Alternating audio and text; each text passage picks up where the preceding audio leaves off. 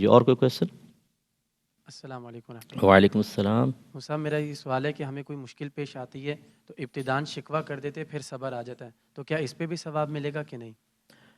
دیکھیں ثواب دینے والی تو ذات اللہ تبارک و تعالیٰ کی ہے، بہرحال اس پہ بھی ہو سکتا ہے تھوڑا بہت مل جائے، لیکن جو تعلیم شرع وہ یہ ہے کہ پہلے صدمے پر صبر کرنے کا ثواب ہے۔ پہلے صدمے کا مطلب جیسی مصیبت آئی اس وقت اپنے آپ کو روکیں، کیونکہ یہی تو وقت آزمائش ہے۔ آہستہ آہستہ تو سب کو صبر آ جاتا ہے۔ اگر گن پوائنٹ پہ موبائل چھین گیا، شروع میں بڑا غم ہوتا ہے، کچھ عرصے بعد نیا آ جاتا ہے، ہم پچھلے کو بھول جاتے ہیں بالکل۔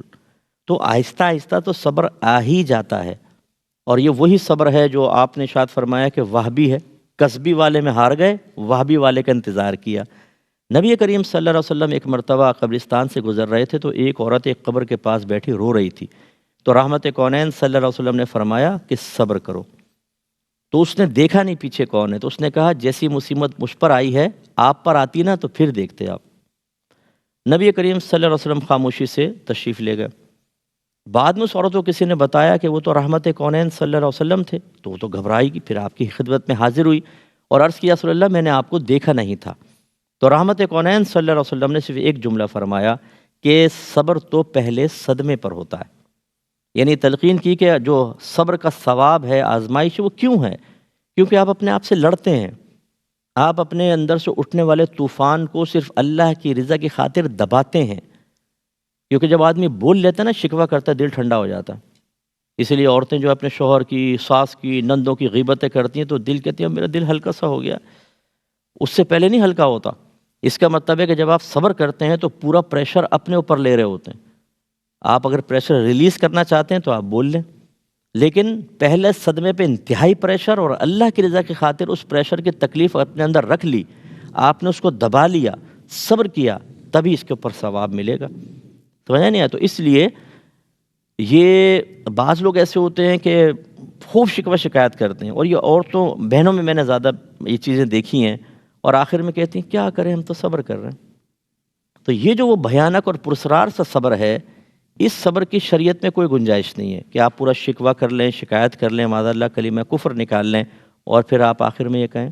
لیکن ضمن میں بات عرض کر دوں، اگر ہم شکوے کے طور پر نہیں، کسی نے ہم سے پوچھا کہ بھئی آج کچھ پریشان لگ رہے ہیں، کیا ہوا، اور ہم پولائٹلی اس کو صرف اس لیے بتا دیں کہ نہیں بتاؤں گا تو شاید برا مانے، یا نہیں بتاؤں گا تو شاید یہ بدگمانی کرے کہ کیوں پریشان تھا، بھائی کوئی غلط سینس کی طرف نہ، چیز کی طرف نہ چلی جائے، اس کی سینسز، اس کو بتا دیا جائے تو کوئی مسئلہ نہیں ہے۔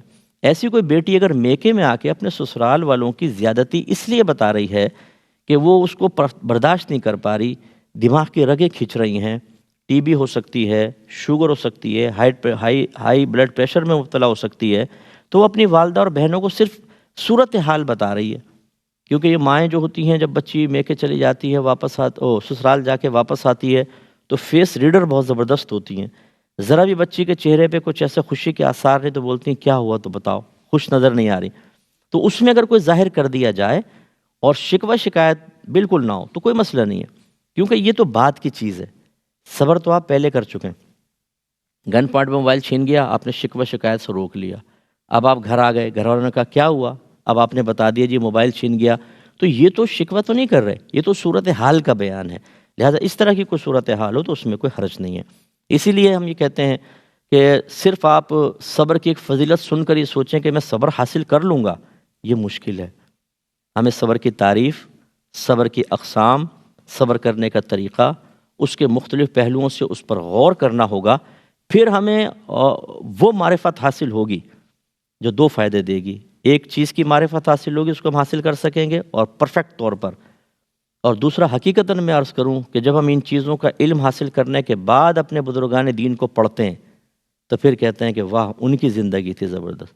جب ہمیں خود پتہ ہی نہیں ہوتا تو ہم انہوں نے اتنے سال عبادت کی، علم دین سیکھا، ٹھیک ہے کیا ہوگا، لیکن جب ہمیں پتہ چلتا ہے کہ واقعی اصل چیز کیا ہے اور کس طریقے سے انہوں نے زندگی گزاری، صبر کو لے لیں کیسے انہوں نے مضبوط صبر کے ساتھ، تو پھر پتہ چلتا ہے کہ ہاں نہیں واقعی انہوں نے بڑی آزمائشوں میں زندگی گزاری ہے، وہ لڑے ہیں اپنے ساتھ، انہوں نے اللہ کی رضا کی خاطر درجات کی بلندی کے لیے، دین کی خدمت کے لیے بڑی قربانیاں دی ہیں، پھر ہمیں ان کی ریاضتوں کا احساس ہوتا ہے اور ان کی عظمت اور ان کی وقت اپنے قلب اور ذہن میں بڑھتی ہوئی محسوس ہوتی ہے۔